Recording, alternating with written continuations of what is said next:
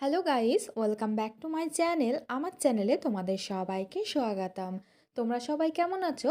আশা করছি খুব ভালোই রয়েছো। আজকে আমরা ভগবানের সপ্তম অবতার রাম অবতার সম্পর্কে জানবো। তোমরা সবাই জানো 26শে জানুয়ারি 500 বছর 500 বছরের প্রচেষ্টার পরে 26শে জানুয়ারি অযোধ্যাতে রাম মন্দিরের প্রতিষ্ঠা হলো। চলো তাহলে রাম অবতারের সম্পর্কে জেনে নেওয়া যাক। বহুকাল আগের কথা। জয় ও বিজয় নামে ভগবানের দুজন দ্বারপাল ছিল। সনক প্রভৃতি ঋষিদের শাপে তারা রাক্ষসকুলে জন্ম নেয়। তাদের নাম হয় রাবণ ও কুম্ভকর্ণ। এই দুই রাক্ষস ঘোরতর অত্যাচারী হয়ে উঠেছিল। তাদের পাপকর্মে মাতা ধরিত্রী অতিষ্ঠ হয়ে ওঠেন। তিনি ব্রহ্মা প্রভৃতি দেবতাদের নিয়ে ভগবানের শরণ নেন। তাদের প্রার্থনায় পৃথিবীর পাপভার লাঘব করার জন্য ভগবান অযোধ্যার রাজা দশরথের পুত্ররূপে রানী কৌশল্যার গর্ভে জন্ম নেন।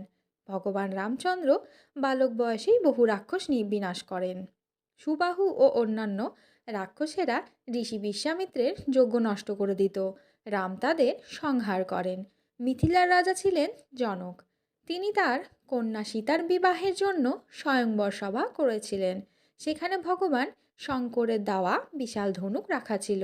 রাম সেই ধনুক ভঙ্গ করে সীতাকে বিবাহ করেন। সেই ধনুকের নাম ছিল হরধনু।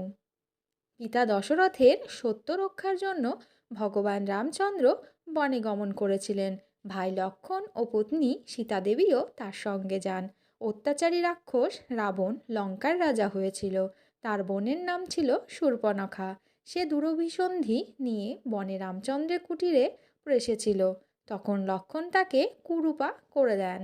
তাতে শূর্পণখার ভাই খর, দূষণ, ত্রিশিরা প্রভৃতি ভয়ানক রাক্ষসরা রাম ও লক্ষ্মণকে আক্রমণ করে। রামচন্দ্র তাদের সকলকেই নিধন করেন। শূর্পণখার দুরবস্থা দেখে রাবণ ভয়ানক ক্রুদ্ধ হয়ে যায়।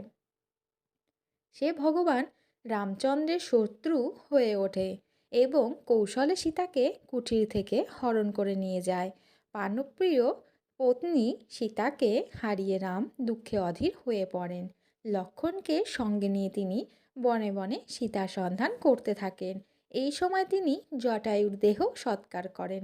জটায়ু পাখি রাবণের অস্ত্রাঘাতে আহত হয়েছিল। ভগবান রামচন্দ্র বনে কবন্ধ রাক্ষসকেও বধ করেছিলেন।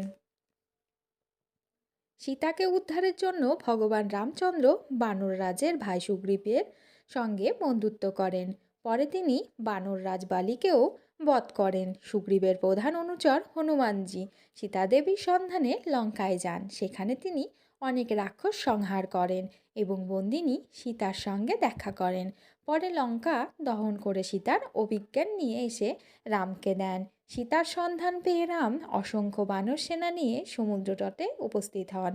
বানরদের সাহায্যে রাম সমুদ্রে সেতু নির্মাণ করেন। রাবণের ভাই ধার্মিক বিভীষণ ছিলেন ভগবান রামের পরম ভক্ত। তার সহায়তায় সুগ্রীব, নীলনল, হনুমান প্রভৃতি বীর এবং অসংখ্য বানর সেনা নিয়ে রাম লঙ্কায় উপস্থিত হন। সেখানে রাম ও রাবণের ঘোরতর যুদ্ধ হয়।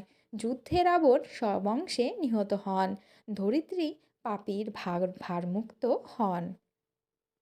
সীতা উদ্ধারের পরে ভগবান রামচন্দ্র ভক্ত বিভীষণকে লঙ্কার রাজা করেন। পরে লক্ষ্মণ ও সীতাকে নিয়ে অযোধ্যায় ফিরে এসে রামরাজ্য প্রতিষ্ঠা করেন।